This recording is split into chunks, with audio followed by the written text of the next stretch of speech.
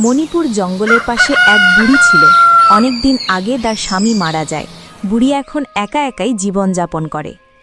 মুরগি যা ডিম দিত তা বিক্রয় করে বুড়ির সংসার চলাত। বুড়ির খামারে অনেক মুরগি ছিল। প্রতিদিন দুষ্টু শিয়াল এসে বুড়ির একটা করে মুরগি খেয়ে যায়। কিন্তু বুড়ি শিয়ালকে ধরতে পারে না। দুষ্টু শিয়াল বুড়ি যখন বাড়িতে থাকে না, তখন শিয়াল এসে বুড়ির মুরগি খায়। বুড়ির বাড়ির খামারের মুরগিগুলা যে এত স্বাদ তা কেবলই শুধু আমি জানি। হা হা হা, আজকেও যাব আমি বুড়ির বাড়ি মুরগি চুরি করতে। এই তো সুযোগ, বুড়ি মনে হয় বাড়িতে নাই। বুড়ির মুরগিগুলাও অনেক বড় হয়ে গেছে। বুড়ি মুরগিগুলা খেয়ে বুড়িকে একটু আগলা করে দিতে হবে। ভরিয়ে তো মুরগি দিয়ে কি করবে, বুড়ি শুধু আমার পেট ভরাবে।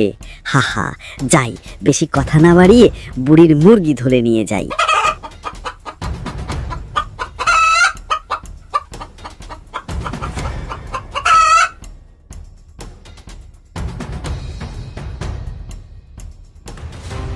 হায় হায়, এ কি হয়ে গেল আমার?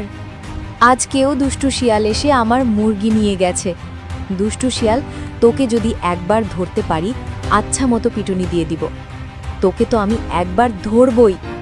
দুষ্টু শিয়াল, আমি